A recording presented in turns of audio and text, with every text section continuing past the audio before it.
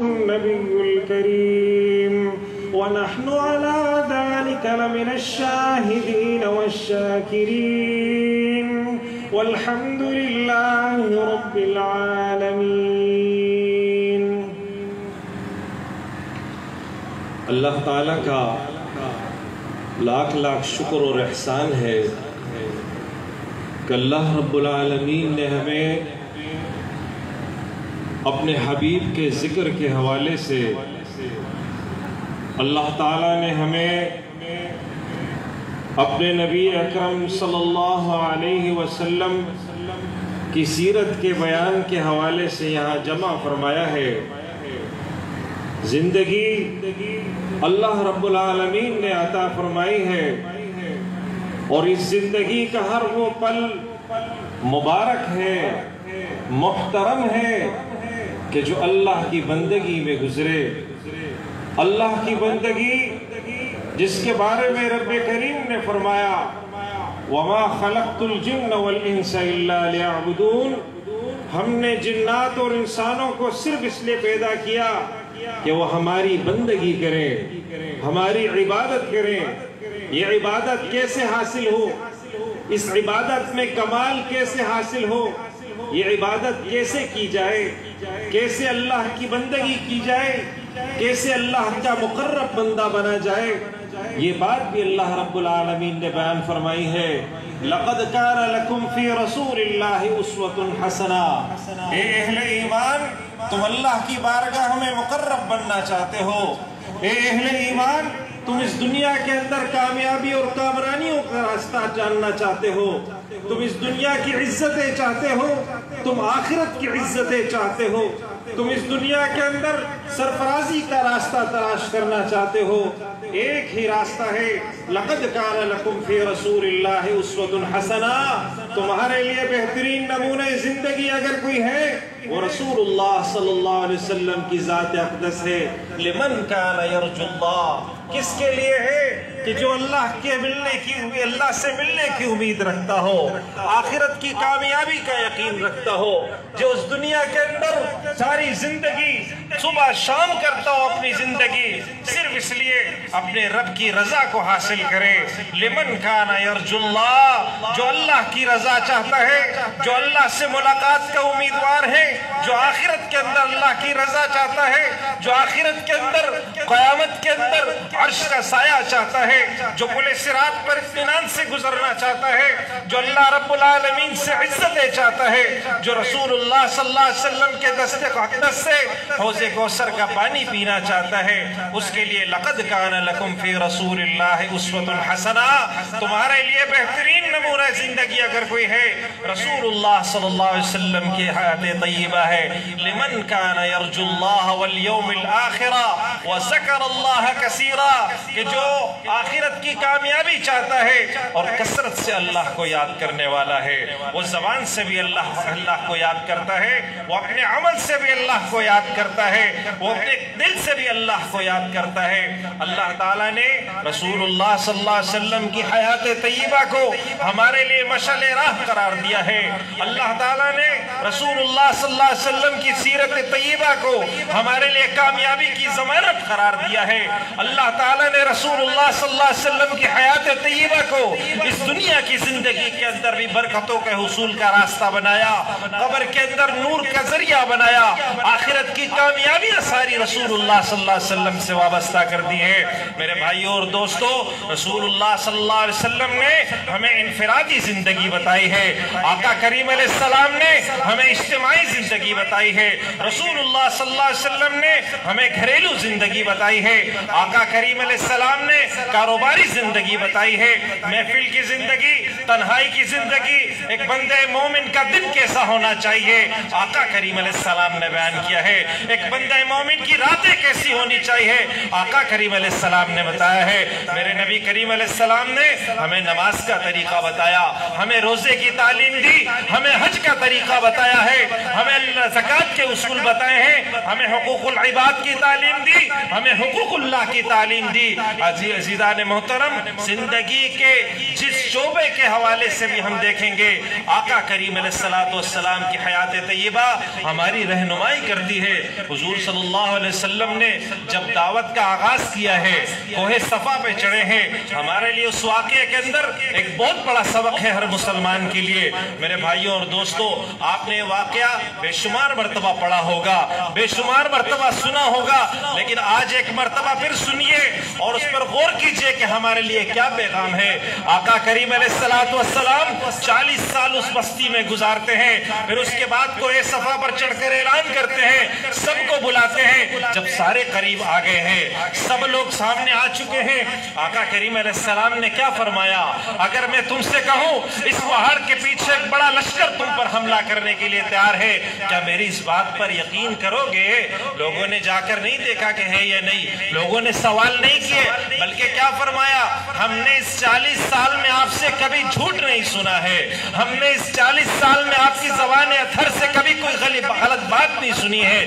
آپ فرما رہے ہیں اس پہاڑ کے پیچھے لشکر ہے، ہم آپ کے اس قول پر اعتماد کرتے ہیں، ہم آپ کی اس پاکیزہ زندگی کو سامنے رکھتے ہوئے اعتماد کرتے ہیں۔ میرے بھائیوں اور دوستو، آقا کریم علیہ السلام نے مکہ کے اندر ایک دن نہیں گزارا تھا، ایک ہفتہ نہیں گزارا تھا، کوئی سال نہیں گزارا تھا، 40 سال کی زندگی ان لوگوں کے درمیان رہی تھی، اور وہ لوگ کیا کہتے ہیں کہ ہم نے آپ سے کبھی جھوٹ نہیں سنا ہے۔ یہ پاکیزہ زندگی رسول اللہ صلی اللہ علیہ وسلم نے ہمیں دی ہے کہ ایک مومن، ایک مسلمان کی زندگی ایسی ہونی چاہیے کہ جب وہ کھڑا ہو کر کوئی بات کہے تو لوگ کہیں کہ ہاں ہم نے تم سے کبھی جھوٹ نہیں سنا ہے، ہاں ہم نے کبھی تم سے دھوکہ نہیں کھایا ہے، ہاں تم ایماندار ہو، تمہارے اعمال رسول اللہ صلی اللہ علیہ وسلم کے امتی ہونے کی گواہی دیتے ہیں، تمہارا کردار ایمان کی گواہی دیتا ہے۔ اللہ تعالیٰ نے قرآن مجید میں فرمایا قُلْ إِن كُنتُمْ تُحِبُّونَ اللَّهَ فَاتَّبِعُونِي، اے نبی صلی اللہ علیہ وسلم آپ فرما دیجئے، ان سے فرما دیجئے اگر تمہیں اللہ سے محبت ہے تو اللہ کی محبت اس کا حاصل کا ذریعہ کیا ہے؟ فَاتَّبِعُونِي، میری اتباع کرو، يُحْبِبُكُمُ اللَّهُ، اللہ تم سے محبت کرے گا۔ اگر کوئی یہ کہتا ہے مجھے اللہ سے محبت ہے، طریقہ یہ ہے کہ فَاتَّبِعُونِی، رسول اللہ صلی اللہ علیہ وسلم کی اتباع کرو۔ اگر کوئی چاہتا ہے کہ میں اللہ کی محبت حاصل کروں، طریقہ یہ ہے فَاتَّبِعُونِی، اتباع رسول اللہ صلی اللہ علیہ وسلم کی ہوگی۔ اللہ سے محبت کا تقاضا بھی ہے کہ رسول اللہ صلی اللہ علیہ وسلم کی اطاعت کی جائے، اللہ کی محبت کے حصول کا ذریعہ بھی ہے کہ رسول اللہ صلی اللہ علیہ وسلم کی اطاعت کی جائے۔ عزیزان محترم، میں نے آپ کے سامنے قرآن مجید کی ایک آیت پڑھی ہے، هو الذی ارسل رسولہ بالہدی، اللہ تعالیٰ وہ ذات بابرکت ہے جس نے اپنے رسول کو بھیجا ہدایت کے ساتھ، ودین الحق، دین حق کے ساتھ بھیجا۔ کیوں بھیجا؟ لیظہرہ علی الدین کلہ، تاکہ اس دین کو غالب کر دے تمام ادیان باطلہ پر۔ یہ دین خوبصورت جزدانوں میں لپیٹ کر رکھنے کے لیے نہیں بھیجا ہے، یہ دین چومنے کے لیے نہیں بھیجا ہے، یہ دین سر پر رکھنے کے لیے نہیں بھیجا ہے، یہ دین قرآن صرف قسم کھانے کے لیے نہیں بھیجا ہے، یہ دین صرف قسموں کے لیے، وعدوں کے لیے، عہد کے لیے، ہاتھ رکھنے کے لیے، برکت کے حصول کے لیے نہیں بھیجا ہے۔ کیوں بھیجا ہے؟ لیظہرہ علی الدین کلہ، تاکہ ساری اطاعتوں پر اللہ کی اطاعت کو غالب کر دیا جائے، سارے ادیان باطلہ پر اللہ کے دین کو غالب کر دیا جائے، اللہ کے کلمے کی سربلندی کے لیے۔ رسول اللہ صلی اللہ علیہ وسلم جب وحی نازل ہوئی ہے، گھر تشریف لائے ہیں، اماں خدیجہ کو اپنے حالات بتائے ہیں، اور اس کے بعد پھر وہ آرام کرنے لیٹ جاتے ہیں۔ قرآن نازل ہوا ہے، یا ایھا المدثر قم فانذر وربک فکبر، اے اوڑھ لپیٹ کر لیٹنے والے اٹھئے، اس قوم کو ڈرائیے، وربک فکبر، اپنے رب کی کبریائی کو بیان کیجئے، اپنے رب کی کبریائی کا اعلان کر دیجئے۔ میرے بھائیوں، پھر اس کے بعد رسول اللہ صلی اللہ علیہ وسلم غار حرا نہیں گئے ہیں، پھر اس کے بعد رسول اللہ صلی اللہ علیہ وسلم نے آرام نہیں کیا ہے، پھر دعوت ہے، پھر مکہ کی گلیاں ہیں، پھر طائف کے بازار ہیں، پھر پتھروں کا لگنا ہے، پھر احد سے لے کر حنین تک، احد سے لے کر احزاب تک، 27 غزوات کی قیادت فرمائی ہے اور ہمیں وراثت میں 27 تلواریں اور ایک قرآن مجید عطا فرمایا ہے. اس دین کو غالب کر کے عطا ہے، اس دین کو، اللہ کے دین کو اس دنیا میں غالب کر کے رسول اللہ صلی اللہ علیہ وسلم نے ہمیں طریقہ بتایا ہے. قرآن مجید میں اللہ تعالیٰ نے فرمایا وَمَا أَتَاكُمُ الرَّسُولُ فَخُذُوهُ وَمَا نَهَاكُمْ عَنْهُ فَانْتَهُوا. رسول اللہ صلی اللہ علیہ وسلم جو کچھ تمہیں دے اسے لے لو اور جس چیز سے تمہیں منع کرے اس سے رک جاؤ. میرے بھائیوں اور دوستو، اب میں آپ کی توجہ ذرا لمحہ فکریہ کی طرف لانا چاہتا ہوں.